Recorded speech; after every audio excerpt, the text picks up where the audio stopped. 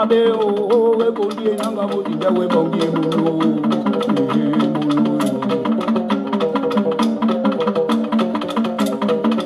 Ena mimi ngonga o kumbo de dika gege o beya muda e mulu. Kundo e o na kondie na kondie nanga o kondie nanga o kondie nanga o kondie nanga o ye wa.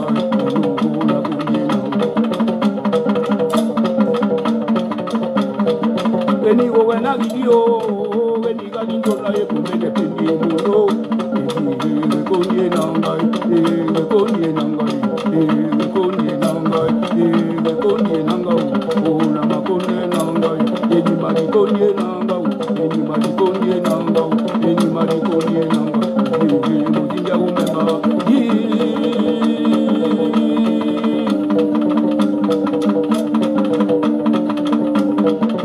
Wajami mozunda o ne ya pemba umbuka mopoko ebulu mozunda mo wajami o ne pemba mo wajami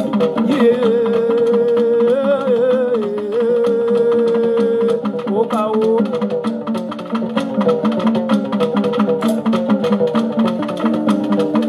na kundi nanga o kundi nanga o kundi nanga o imadi kundi nanga o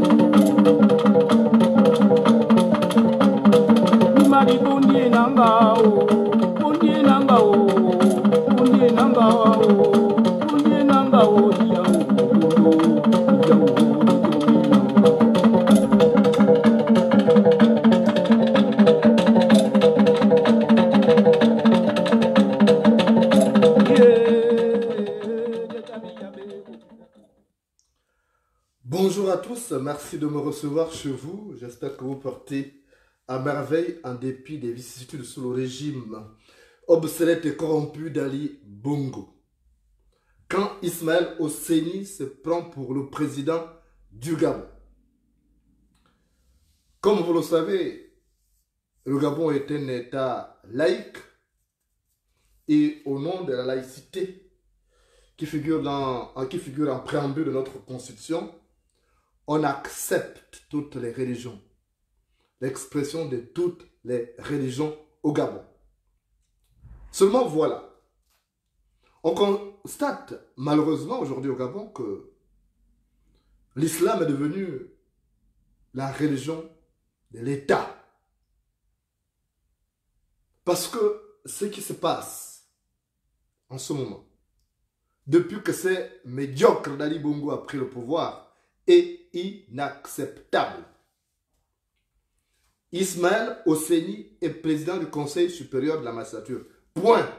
Ce n'est pas un poste reconnu par la Constitution gabonaise.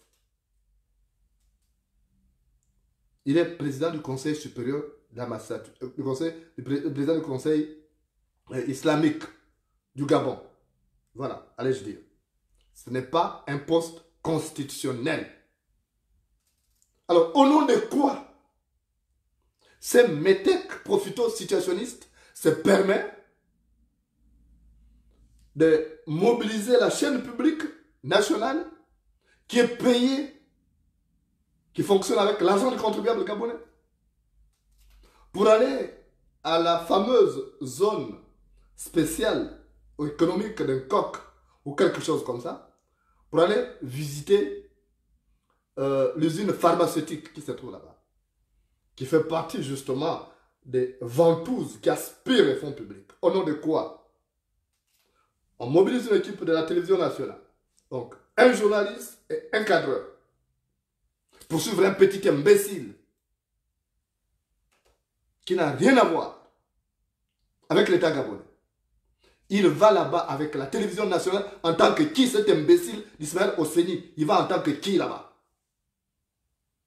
Qui lui a donné ses droits. Est-ce que vous avez déjà vu ça dans notre pays? Nous avons un premier ministre, nous avons un président, même s'il est en mode zombie, nous avons des ministres. Mais s'il y a des gens qui doivent aller s'enquérir de l'évolution des choses là-bas, c'est le président de la République, c'est le premier ministre, c'est le ministre de la Santé. Qu'on parle d'un diplomate encore, on peut comprendre, par curiosité. Qu'on parle des coopérants, on peut comprendre. Mais l'imbécile d'Ismaël Oseni va en tant que qui? Et il mobilise la chaîne publique qui est payée avec notre argent. On fait tout un reportage.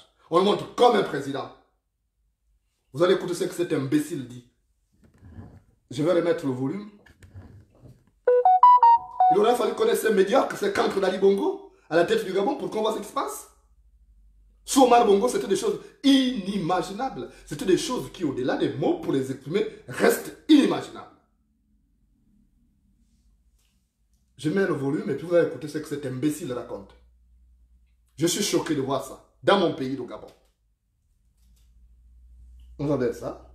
Parti de Libreville quelques minutes plus tôt sous une pluie battante, il est exactement 8h42 lorsque la délégation du Conseil supérieur des affaires islamiques du Gabon, conduite par son président, le grand imam Ismaël Oseni Ossa, franchit l'entrée de la zone économique à régime privilégié d'un coq.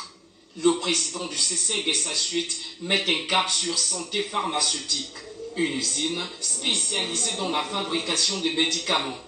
Il s'agit d'une visite de courtoisie qui permettra à la délégation de s'enquérir du degré d'investissement et de la capacité de production de cette entreprise. Au terme d'une heure passée entre les différentes étapes de fabrication, le grand imam Ismaël Oseni Ossa en ressort impressionné. J'avoue que nous sortons de là très impressionnés, effectivement. Ça a été une réussite totale. Et de tout ce que nous avons vu, nous n'avons qu'un souhait. Et c'est ce que nous leur avons exprimé. D'abord, les encourager. Nous les avons encouragés parce que c'est une grâce pour nous ici au Gabon. Je peux même dire dans la sous-région, à travers les explications qu'ils nous ont données.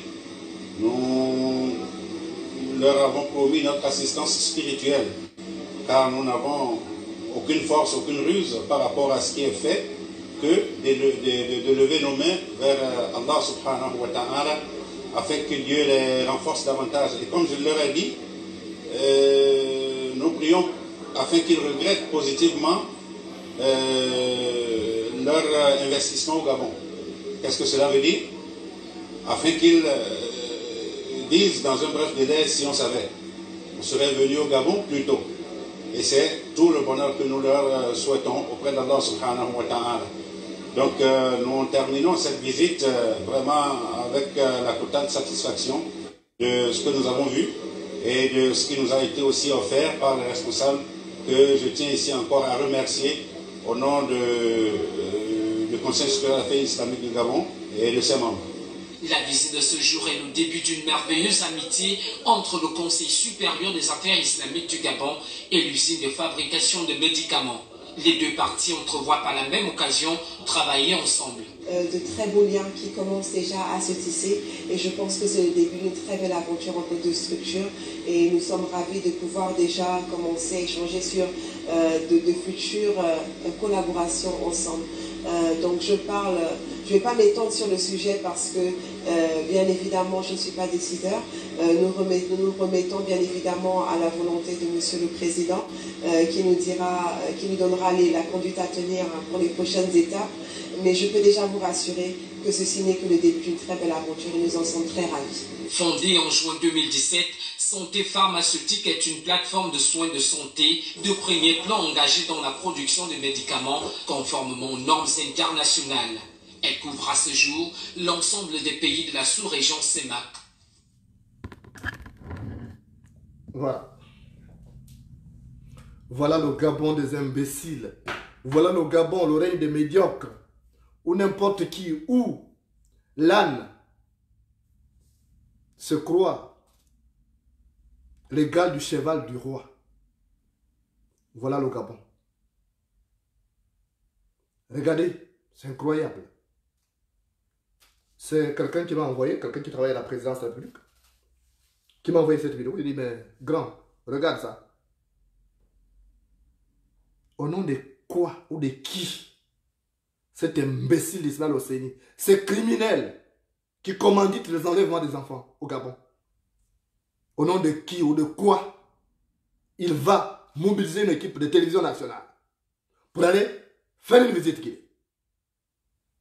Il aura connu cet imbécile d'Ali Bongo à la tête du pays pour voir ça. Ça ne se passe nulle part ailleurs. Il n'y a qu'au Gabon, quand on est dirigé par un imbécile, il s'entoure d'une légion d'imbéciles autour de lui et qui foutent du bordel. Mais ça va mal se terminer ce jeu. Ça finira très mal. Et j'ai très mal pour ce Gabon. Le marabout du président devient maintenant le président du Gabon. Parce qu'il est marabout, il est féticheur de ces couillons d'Ali Bongo, alors il devient président du Gabon. Il mobilise l'équipe de la télévision nationale. Certes, il y a des musulmans là-bas que je respecte. Je connais des collègues qui sont là-bas. Je sais que beaucoup sont corrompus jusqu'à Mollet-Pinière. Leur âme est corrodée par l'argent. Donc ils suivent cet imbécile d'Ismaël Oseni pour aller faire une visite guidée en coq. Voilà le Gabon. Le Gabon des imbéciles. L'oreille des imbéciles. Voilà. On n'a pas vu ça sur Omar Bongo. Il aurait fallu qu'on soit un imbécile d'office à la tête du pays pour voir ces désordres. Je suis journaliste. Je n'ai jamais vu ça. J'ai travaillé sur Omar Bongo. Mais je n'ai jamais vu ça. J'ai jamais vu un président du Conseil islamique faire les sbroufs comme fait au CENI. Il arrive, il va en mission, il arrive à Libreville, à l'aéroport, la télévision nationale va l'attendre. Comme il y a aussi des imbéciles à la télévision nationale qui foutent du bordel, des journalistes corrompus jusqu'à la moelle épinière. Alors, chaque fois, c'est ça. Ils vont à l'aéroport, ils oublient que c'est notre télévision nationale et qui est sur le satellite, et ces imbéciles se permettent de faire ce genre de reportage. Voilà le Gabon. Vous êtes à l'extérieur, vous avez déjà vu ça? Le président du Conseil supérieur est qui? Même Marie-Madeleine Mboranto qui est président de la Cour constitutionnelle. Même les gens qui occupent des postes, vous avez vu faire ça? Il va, on filme la voiture, et le journaliste dans son reportage alambiqué, oui, sur une pluie battante. Vous voyez un peu le Gabon? C'est ça notre pays? C'est ça le pays rêvé par nos ancêtres? Quand vous avez un petit imbécile béninois qui est venu pour se faire du sous au Gabon, au lieu de se contenter de faire son commerce, il veut maintenant prendre la place qui n'est pas dévolue. Il vient faire quoi dans ça? Le chien n'est pas le bienvenu dans un jeu d'animaux à cornes. Le chien n'est pas le bienvenu dans un jeu d'animaux à cornes. Et vous allez dire que c'est la xénophobie. Dans quel pays va-t-on accepter ça? Dites-moi, même la France, qui est une des grandes démocraties, ou qui est la terre des droits de l'homme, vous allez voir, les imams, on l'appelle grand imam. Je sais pas pourquoi on l'appelle grand imam. Quelqu'un qui a la taille de moustique. Grand imam en quoi? Voilà le Gabon. On lui tend un micro, un reportage. Un reportage, c'est 1 minute 30 secondes. Vous voyez ce que ça fait là? Un élément, c'est comme un documentaire. Je vous rappelle une chose. Le président Mathieu Kérékou du Bénin, il avait un marabout qui s'appelait Mohamed Sissé. Kérékou, dans sa folie, il a fait de son marabout ministre d'État. Les Béninois l'ont dit, monsieur le président, ce type-là, c'est un Malien. Il est votre Béninois, gardez-le dans votre maison. Mais on ne veut pas le voir au gouvernement. Kérékou, têtu qu'il était. Il a laissé son marabout dans le gouvernement. Il est rentré chez lui dans un cercueil. Il est rentré chez lui dans un cercueil. Mohamed Sissé. Demandez aux Béninois. Donc, même les Béninois ne peuvent pas accepter ça chez eux. Voilà quelqu'un qui amène des problèmes aux Béninois. Nous étions bien avec les Béninois qui n'emmerdaient pas les Gabonais. Mais depuis le règne de cet imbécile là Combessi, de cet imbécile ces machins au CENI, comme son enfant est maintenant directeur de cabinet adjoint d'Ali Bongo, celui qui gère l'argent, celui qui donne les marchés. Donc tout le monde va faire le salamalek là-bas. Et il n'y a pas de Gabonais qui ont des couilles. Il n'y a pas de Gabonais qui bandent pour dire que ça, c'est pas normal. Il n'y a même pas d'opposants pour parler. Parce que tous sont pareils. Et moi, je ne me tairai pas. Je ne me tairai pas. Parce que j'ai mal de voir mon Gabon dirigé par ces imbéciles qui n'ont rien dans la tête. Parce que s'ils avaient quelque chose dans la tête, le Gabon ne serait pas dans cet état. Si le lézard connaissait le médicament de la rougeole, son corps ne serait pas tacheté. Si le lézard connaissait le médicament de la rougeole, son corps ne serait pas tacheté. Si ces imbéciles avaient des solutions au problème du Gabon, on ne serait pas dans la crise actuelle. Mais je tiens à rappeler aux vrais Béninois que le combat qui est le nôtre aujourd'hui ne les concerne pas. Les Béninois qui vivent de leur vie, qui font leur petit commerce, on n'a rien contre eux. Notre problème c'est Akombesi, notre problème c'est Ismaël Oseni. Donc il ne faut même pas qu'ils entrent là-dedans. Parce que ça va mal finir. Je vous promets, le game est sale. Ça va très mal finir. Je peux vous rassurer une chose. Il y a des choses qui sont en train d'être faites, mais ça finira très mal. Le réveil sera douloureux. Je peux vous le dire. Qu'ils fassent du Gabon ce qu'ils veulent. Mais qu'ils n'oublient pas que ce pays appartient d'abord aux Gabonais. Et qu'il y aura des vrais Gabonais qui vont se battre pour récupérer ce pays. Et tous ceux qui auront foutu du bordel, tant pis pour eux. Ils trompent ces baboules d'Ali Bongo en disant qu'ils ont les recettes miracles pour dompter le peuple ad vitam aeternam. Comme c'est ma boule d'Ali Bongo n'a rien dans sa tête, il n'a pas fait l'école, c'est un idiot qui n'a rien appris à l'école. Donc ils pensent que tout le monde est idiot comme Ali Bongo, mais il y a des vrais Gabonais encore qui restent dans ce pays. Même s'ils ont cette ambition de tuer les Gabonais, il y aura toujours des nationalistes, il y aura toujours des patriotes. Même si on empoisonne l'eau de la rivière, on trouvera toujours des petits poissons vivants. Même si on empoisonne l'eau de la rivière, on trouvera toujours des petits poissons vivants. Donc qu'ils fassent tout ce qu'ils font. J'ai appris les choses. Je ne vais pas dire aux Gabonais de ne pas entrer dans ce combat. Nous allons mener ce combat loin. Même si on doit mettre une guérilla en place, ça sera fait. Je vous le promets. Ça sera fait. Ne vous en faites pas. Mais on ne va pas laisser ça. Moi, je n'ai qu'un seul pays. Je n'ai pas un pays de rechange. Et je vous dis souvent que celui qui n'a qu'un seul cache-sexe craint que la pluie le mouille. Celui qui n'a qu'un seul cache-sexe craint que la pluie le mouille. Et pour faire tout ça là, il faut dégager Ali Bongo. Parce que c'est cet imbécile-là qui a foutu tout ce bordel. Sans cet imbécile à la tête du pays, on n'aurait pas vu le règne de ces médiocres. Les gens qui étaient bons rien que pour fabriquer, vendre les beignets, ils deviennent maintenant des patrons au Gabon, pour diriger le Gabon. Alors, on va régler ça. On va régler ça. Mais ça va très mal se finir, se terminer. Ça va très mal se terminer. Ça, je peux vous le dire. Ils font ça, ils vont dire à Ali Bongo, nous on est fort, on maîtrise ceci, on est comme ça, on dompe le peuple. Il y a un temps pour tout. Il y a eu des grands féticheurs, mais qui ont été vaincus à un moment ou à un autre. Donc, Oseni pense qu'il est plus rusé. Akombesi l'a compris. Akombesi s'est retiré plus tôt. Mais ça, là, pour casser ça, on devrait casser Ali Bongo. Parce que lorsqu'un serpent s'enroule autour d'une calebasse, il n'y a pas d'autre moyen que de casser la calebasse. Lorsqu'un serpent s'enroule autour d'une calebasse, il n'y a pas d'autre moyen que de casser la calebasse. Donc, tous ceux qui sont là, qui font ça là, qui les accompagnent dans la bêtise, tant pis pour eux. Parce que la mouche qui aime l'anus du cadavre finit par être enterrée avec le cadavre. La mouche qui aime l'anus du cadavre finit par être enterrée avec le cadavre. Donc tant pis pour ceux-là qui pensent que cette situation va perdurer. Et tant pis pour ces petits clochards-là qui sont venus pour se faire des sous dans ce pays et qui pensent que les Gabonais sont leurs excréments. Alors ils n'ont qu'à continuer à nous piétiner comme ça. Mais ça va très mal se terminer. Le game est sale, il va très mal se terminer. Ça, j'en suis sûr.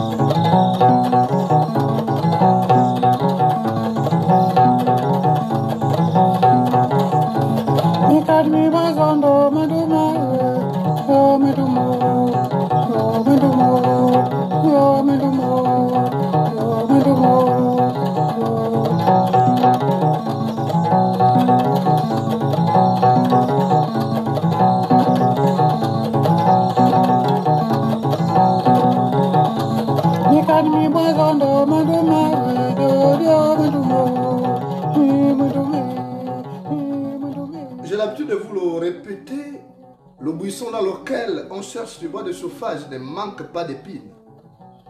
Le buisson dans lequel on cherche du bois de chauffage ne manque pas d'épines. Alors que Ismaël Oseni pense toujours à demain. Parce que les avantages d'aujourd'hui peuvent être des handicaps demain. Et tout ce qu'on fait là, ça se retourne contre nous. Parce qu'aucun Gabonais ne peut faire ça à l'extérieur. Je ne connais pas sur le Gabonais. Il devait se gêner en disant, je ne suis pas chez moi, je ne peux pas faire ça. Je ne peux pas narguer les gens. Mais là, il nargue les gens parce qu'il sait qu'il y a Ali Bongo à côté. Parce que si tu vois la souris narguer le chat, c'est que son tour n'est pas loin. Mais quand on se croit malin, on finit par être pris à son propre piège. Parce que le piège du malchanceux n'attrape que son chien. Quand on se croit plus malin, on finit par être pris à son propre piège. Dans ce village, il y avait un homme. Un homme qui avait du bétail. Il avait les vaches, il avait les bœufs, il avait les moutons, il avait les chèvres. C'était un homme presque prospère. Il s'appelait Mumbina. Alors Mumbina, il avait d'autres activités. Et il avait jugé bon de recruter quelqu'un qui pouvait servir de berger à son bétail. Il devait amener les vaches le matin, paître à la plaine qui se trouvait derrière sa maison et ramener le bétail dans l'enclos. C'était ça la mission. Et Mumbina avait trouvé un homme qui s'appelait Adjovi. Il avait trouvé Adjovi comme berger. Mais c'était pour un contrat déterminé parce que Mumbina, pendant une période donnée, était occupé. Et il devait récupérer justement ce poste qu'il n'avait pas besoin de dépenser l'argent pour lui-même. Alors Mumbina donc a recruté Adjovi. Et Adjovi était là, le matin, donc il se levait, il allait prendre les vaches là, les bœufs, il les amenait paître à la plaine. Et il les ramenait le soir. Mais voilà qu'il a poussé le truquidance plus loin même. Il s'est dit, mais Mumbina là, mais il va m'amener où? Je pense qu'il est bête. Je vais commencer par prendre les vaches là, les envoyer chez moi. Et comme ça, on va les vendre. Je tue, je vends. Je tue, je vends. Et comme ça, ça me fait beaucoup d'argent par rapport au contrat que j'ai signé là. Et le contrat allait s'achever au début de la saison sèche. Et le clause stipulait que Mumbina ne pouvait pas virer donc à Jovi avant la fin, sinon il lui donnait la moitié du bétail. Mais comme il était malhonnête, ce berger, donc il a commencé par tuer les bœufs et il envoyait donc dans son village, on vendait la viande là-bas dans les boucheries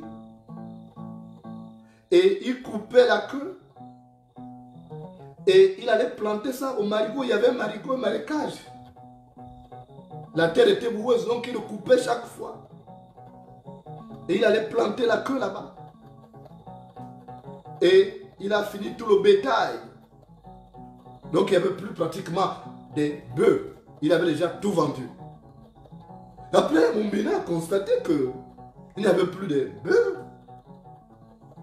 Il a dit, mais Adjobi, je ne comprends pas. Qu'est-ce qui se passe? Et c'est comme ça que Adjobi a dit, mais patron, c'est compliqué. Les bœufs que tu cherches là, ils sont allés faire une escapade au marigot là-bas. Ils se sont tous plans, ils sont noyés. Surtout que là-bas, il y a des caïmans. Ils se sont noyés, c'est tellement ils ont été mangés. Il n'y a que les queues qui restent. Je suis allé là-bas, il n'y a que les queues. Et comme je ne peux pas m'aventurer parce qu'il y a maintenant des caïmans là-bas, ils se sont noyés, on ne voit que les queues. Mais ils ne savaient pas que Mumbina aussi n'était pas bête que ça. Mumbina n'est pas allé vérifier. Il est allé, on lui a dit seulement il y a les queues qu'on a vu là-bas. Bon, ok, Mumbina, il n'y a pas de problème. Et quand il a fini de s'attaquer au bœuf de Mumbina, alors il s'est attaqué aux moutons, aux chèvres. Et il faisait la même chose. Il coupait la queue. Il dit non, mais les bœufs là, les vaches, les moutons, les chèvres, on voulait aller boire de l'eau là-bas au marécage. Donc, ils se sont plantés parce qu'il y a des caïmans là-bas. Mais si on va là-bas, tant pis pour nous. Mumbina a vérifié ça. Lui-même, il est allé. Il a vérifié, il a trouvé que les queues, ce n'était pas pratiquement planté. C'était juste quelqu'un qui avait mis ça, que ce n'était pas avec tout le corps. Donc, Mumbina était là, il a dit, ah oui. Donc, Adjobi me prend pour un imbécile. Il dit, ok. Et il attendait. Et comme Adjobi avait déjà tout envoyé là-bas, il était riche. Donc, il voulait partir. Il voulait partir et il a commencé à jouer les sorciers. Et il a commencé à proposer d'autres offres même à Mumbina. Il dit, mais ton village là, il est maudit, il est hanté. Il avait déjà spolié Mumbina. Il a spolié Mumbina. Mumbina n'a presque plus rien, il n'y a plus de bétail. Mais il voulait le ruiner jusqu'à dire que non, ton village là, là tu vois même là-bas dans le marigot là-bas, ce sont des esprits, les caïmans qui sont là-bas, qui mangent tout ton bétail là, ce sont des gens qui les envoient, qui te détestent. Tu vas entendre que dans un avenir prochain, tu vas entendre des bruits bizarres. Alors que c'est lui-même qui avait déjà fait le plan. Donc la nuit, il venait, il faisait un bruit, il montait à un arbre là, et il imitait maintenant un hibou. Kukurukuru, ouh, kukurukuru, ouh. Mumbina a dit, mais ça c'est quel? Adjobi m'a dit qu'il y a maintenant des esprits. Est-ce que ce sont ces esprits qui sont arrivés? Et une nuit, encore, Mumbina a été dérangé par le bruit de ces hiboux, ces faux hiboux. Il a dit, bon, ça suffit comme ça. Si c'est hibou naturel ou si c'est hibou, quelqu'un qui est transformé, tant pis, c'est bon. Mumbina a pris son arme, il a chargé. Et il s'est posté derrière la maison parce qu'il y avait un arbre qui était là. Il a entendu ça, coucouroucourou, ouh. Mumbina a pointé. Il a tiré. Mais au lieu que ce soit le hibou qui est tombé, c'était Adjobi qui était.